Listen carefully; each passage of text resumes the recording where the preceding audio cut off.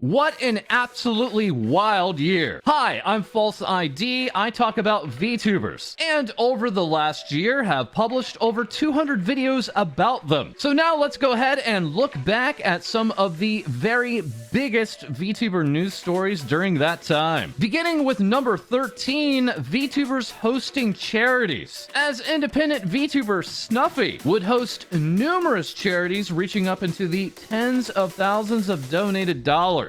And she was not alone, as Vshojo's Zentreya proved to be the Rocking Red Dragon, not only hosting this $42,000 haul, later breaking her own record from the year prior for the now annual Toys for Tots charity stream. And who could forget Iron Mouse reaching up into the six figures, with the final tally for her charity effort coming to $107,000. And then biggest of them all was Amelia Watson's effort from Hololive English, raising nearly $250,000 for her charity stream. And as impressive as those efforts may be, hundreds of other VTubers also ran other charity streams, including Raina's son from Kawaii Productions, saying here, "I'm absolutely speechless. My goal for our charity stream was to raise $2,500, of which my profits would be donated to the WWF. I'm happy to announce we raised more than double that amount. I can't thank you all enough for your support. I'm overcome with emotion." Yes, VTubers and viewers like you have proven to be very giving this past year. And if you would like to receive more VTuber news, please remember to like and subscribe, as we now turn to our senior correspondent, False. Thanks, ID, and here at number 12, we have VTubers becoming the top female streamers, as both Hololive Japan's Usada Pakora and the elite Sakura Miko would rise up the ranks, becoming the second and fifth most watched female streamers in all of the world, clocking in 6.6 million and 4.8 million hours watched in just the third quarter, and further backing up the fact that VTubing has become a fantastic way to introduce women into becoming streamers. Now at number 11, we have Arcadum being exposed, that being the popular Dungeons and Dragons streamer who would go on to face numerous allegations of harassment, sexual and otherwise, with many other streamers and collaborators coming forward, a significant amount of them being VTubers. Once again, further proving, yes, there are real people behind these avatars with real problems, pain, and support. And now at number 10, we have VTubers invading the real world with such surprise collaborations such as Galgura and Taco Bell, Ninamai Inanis appearing in Times Square, Vshojo appearing on the BBC, Buff Pup appearing on the local news, and yes, even Hololive Japan's Momozuzu Neneshi appearing in Playboy Japan. VTubers were appearing in many unexpected places, and then bringing in brand new fans all along the way. And at number 9, we have Hololive meeting Vshojo, as talents from these two powerhouse agencies finally collabed. Firstly with Takanashi Kiara and Natasha Nyanners, Mori Calliope and Iron Mouse, and then later other agencies like Nijisanji English's Pomu Rainpuff collabing with Project Melody, now ushering in an age where it is becoming more and more common to see cross collaborations with various agencies, with many of the same collaborations still highly anticipated, with many of us waiting for other collaborations to come together, as these talents have now made clear that they have made friends outside of their agencies. And now at number 8, we have the race to 3 million, as both Kizuna Ai and Hololive English's Galgura at a time appeared to be in a race to 3 million subscribers on YouTube, with Kizuna Ai getting a boost out of her virtual US tour, which included loads of high-profile musical talents and also other VTubers like Vshojo's Natasha Nyanners. In the end, Kizuna Ai's subscription growth had stalled, but had crossed 3 million all the same, but long after Gura had passed that milestone. Kizuna Ai has stated that she does intend to go on hiatus this year, but not before hosting this much anticipated Hello World 2022 concert, entitled Kizuna Ai, The Last Live. At number 7, we have Corporation VTubers, as a number of companies in the past year have created their own VTuber mascots, including Netflix's VTuber Inco, Coco. Sony Music creating both the Verse-In group, along with holding auditions for their V project, which is searching for 50 VTubers. Crunchyroll launching the very successful and highly talented Crunchyroll Hime. And yes, even existing mascots like Sega's Sonic and Tails becoming VTubers as well, proving that these companies are seeing a lot of potential value in this VTuber boom. And speaking of a boom, here at number 6 we have the rise of the VTuber startup agencies. As the last year had seen Sundaria hitting a new stride, MyHoloTV creating a brand new roster, along with the launches of such agencies as Prism Project, Production Kawaii, Phase Connect, and CyberLive. With all of these agencies finding different levels of success with all of their talents and also planning even bigger plans for the year of 2022. Also finding immense success was Vshojo, who for over a year now has been fighting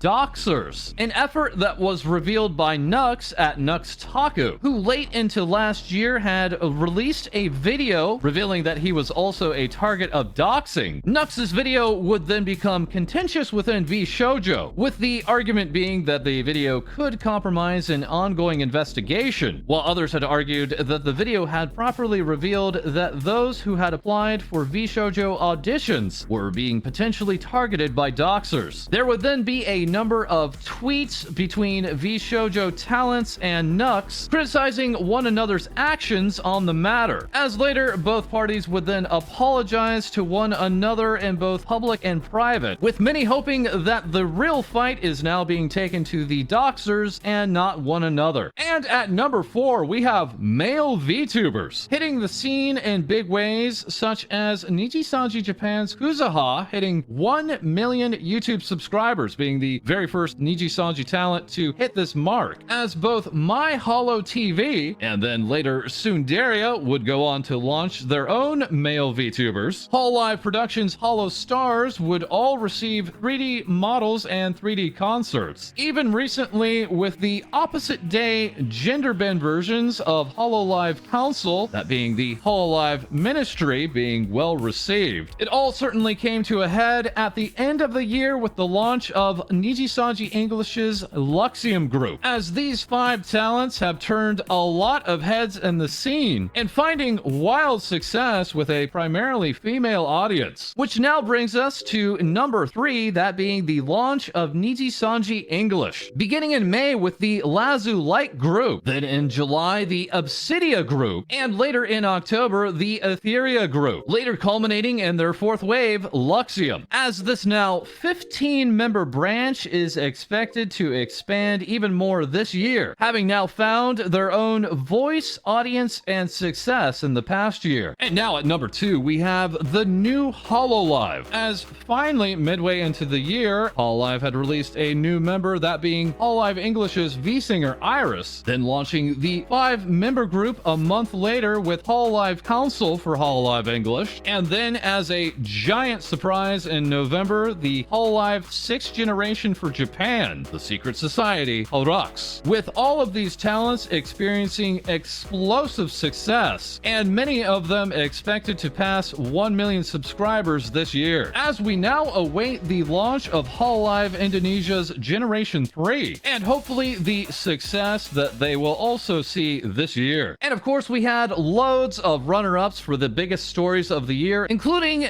numerous indie VTubers finding immense success, high-profile indies like Vebe joining Vshojo, the re-debut of talents such as K-san, as well as events that saw tens if not hundreds of thousands of viewers, such as numerous outfit reveals, 3D model reveals, both official and semi-official, the launch and immediate sellout of both wearable and collectible merchandise, at times actually crashing websites, not to mention the advent of VTubers attending IRL conventions, and soon even launching their own video games. But of course, the biggest story of the year was Kiryu Coco, as just a day after Nijisanji Japan's Suzuhara Lulu would graduate, Kiryu Coco of Hololive Japan would also end her VTuber activities with the group, as her graduation stream would end up attracting over 500,000 concurrent viewers, clearly marking the end of an era with both Hololive and, yes, the VTuber scene as a whole. And there we have it, the biggest VTuber stories of the year. We would like to thank our Twitter and YouTube communities for nominating these stories. And we are also now ready to announce that our 2.0 upgrade is now on its way, as both myself and our co-host Lady, wonderfully illustrated here by Randon at Randon Nuring, will be revealing our brand new looks on Saturday, February 5th at 5 p.m. Eastern, 2 p.m. Pacific, over on our Twitch channel, where we would ask you to please consider giving us a follow. And also feel free to join our Discord for other VTuber news, as well as our unofficial Minecraft server, which is experiencing some very creative developments. And that is all for this episode. Feel free to like, comment, and subscribe below. Please let us know what was the biggest VTuber story of the year for you, and we'll have more things VTubers say for you soon.